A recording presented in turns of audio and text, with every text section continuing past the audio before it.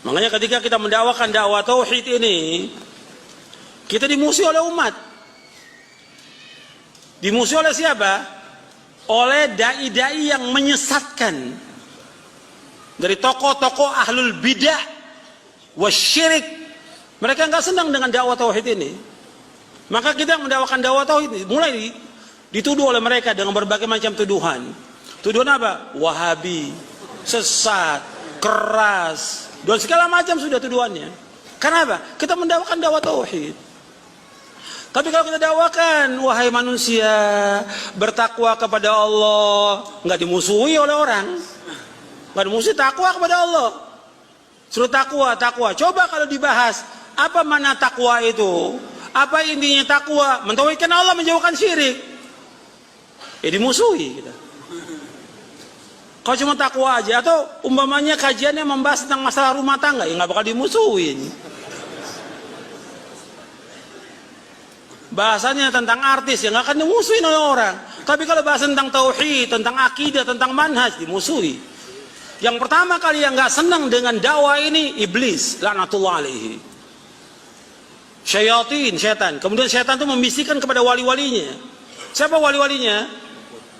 Yaitu a'immatul mudillin, imam-imam yang menyesatkan, dai-dai yang mengajak kepada kesyirikan dan bid'ah. Mereka enggak senang. Makanya ketika kita mendakwakan dakwah tauhid, mereka enggak senang. Dan mereka berusaha bagaimana berupaya supaya dakwah ini mati. Enggak ada lagi dakwah ini. Makanya kalau minta izin pengajian di masjid mana aja dakwah tauhid enggak boleh. Enggak boleh. Itu seperti itu mereka, karena yang mereka nggak senang tentang dakwahnya, isi dari dakwah ini. Makanya kita harus dakwakan, nggak boleh berhenti sampai kita diwafatkan oleh Allah. Karena inilah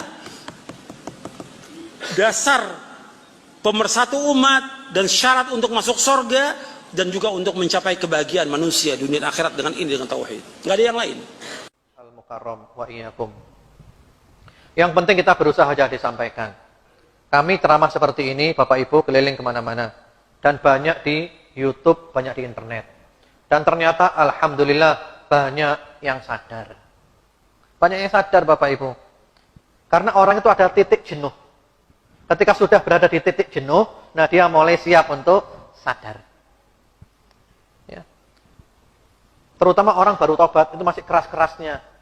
Setelah itu dia bosan sendiri. Setelah bosan sendiri, nah baru mau dengar ceramah kita, gitu loh. Oh ternyata enak ini ya, ikut ini saja saya. Nah kemarin nggak mau. Kami dulu ketika masih keras Bapak Ibu, ini pengalaman pribadi. Dan sekarang baru sadar kami, ternyata saat itu kami sombong dan ujub. Itu dua sifat. Sombong dan ujub, tapi nggak sadar. Sekarang kami baru sadar. Sehingga mereka-mereka yang belum sadar itu sombong dan ujub. Kenapa sombong dan ujub? Karena mereka tidak mau menerima kebenaran kalau dari luar kelompoknya. Itu sombong. Yang kedua, ujub. Karena mereka merasa lebih baik dari yang lain, mereka merendahkan yang lain. Kami dulu begitu. Dan sekarang kami baru sadar. Kami bersyukur kepada Allah Bapak Ibu. Dulu ketika kami masih di seperti itu yang ada itu kebencian. Orang sepandai apapun, kalau di luar kelompok kita, nggak ada nilainya di depan mata kita. Nggak ada nilainya, nggak ada harganya. Itu sudah dicuci otak seperti itu. Tapi setelah kami putuskan keluar, kami mau membuka diri, kami tambah referensi pengajian, baca buku, Masya Allah, luar biasa. Ini ilmu lautan yang nggak bertepi. Sehingga kami sekarang walaupun beda pendapat tetap saling cinta. Ustadz Abdul Somad, Ustadz Salim Afillah, Ustadz Felix Shaw, Ustadz Mustafa Umar, Ustadz Fauzil Azim, dan yang lain-lain, Ustadz Umar Mita, kami saling cinta karena Allah. Walaupun ada beberapa perbedaan di antara kita. Toh intinya sama, kita sama-sama Ahlus Sunnah wal Jamaah. Jadi nunggu titik jenuhnya Bapak Ibu. Ya didoakan aja, doakan dapat hidayah. Iya, itu nggak sadar. Ibaratnya orang kerja di pabrik kulit Bapak Ibu. Pabrik kulit itu baunya enak atau nggak enak? Bau nggak enak. Pabrik kulit baunya nggak enak. Tapi yang kerja di sana itu nggak bau. Karena hidungnya sudah terbiasa bau nggak enak. Lah untuk menyadarkan dia harus dikeluarkan dulu dari pabrik kulit itu. Dikeluarkan dulu, nah diajak piknik dulu. Jalan-jalan. Untuk dinormalkan dulu hidungnya.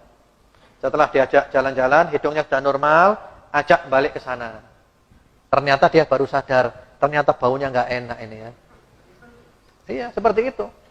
Kalau nggak gitu nggak bisa, keluarkan dulu. Ditata dulu otaknya. Ini sudah rusak otaknya, ditata kembali.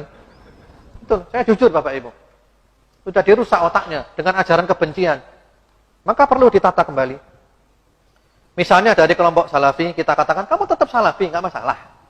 Saya tetap salafi, nggak berubah. Ya. Cuman yang berubah adalah sikap, menyikapi perbedaan pendapat. Kalau dulu langsung vonis sesat. Nah, sekarang enggak, monggo silakan. Silakan. Beda pendapat. Tapi kita tetap bisa bersinergi, kita saling menghormati, masing-masing punya hujah, masing-masing punya argumentasi, masing-masing punya kitab, masing-masing punya ulama. Monggo silakan. Insya Allah masuk surga semuanya. Karena intinya sama, ahlus sunnah wal jamaah. Rukun Islamnya sama 5, rukun imannya sama 6, Al-Qur'annya sama, haditsnya sama, ya syaraknya sama, tafsirnya sama, salatnya menghadap kiblat yang sama, semuanya sama. Paling-paling beda apa sih? Ya, paling-paling beda ya tahlilan, maulid, haul dan semisalnya. Insya Allah masuk surga semuanya. Seperti itu. Jadi ya kita terangkan saja, mereka mau alhamdulillah. Mereka nggak mau, yang penting kita terus menjelaskan, memberikan pencerahan, kita mendoakan. Insya Allah, kebenaran itu ada cahayanya. Dan insya Allah, dan cahaya itu akan masuk ke dalam hati orang yang memang siap untuk menerima cahaya itu. Jujur, kami dulu keras Bapak Ibu. Sehingga kalau ada teman-teman yang keras, kami nggak kaget. Kami hanya mengatakan, saya sudah melewati masa-masa seperti itu. Ya. Atau bahasa mudahnya itu, sudah khatam lah. Sudah khatam, sudah tobat, sudah. Alhamdulillah. Terima kasih ya. Yang lainnya aja.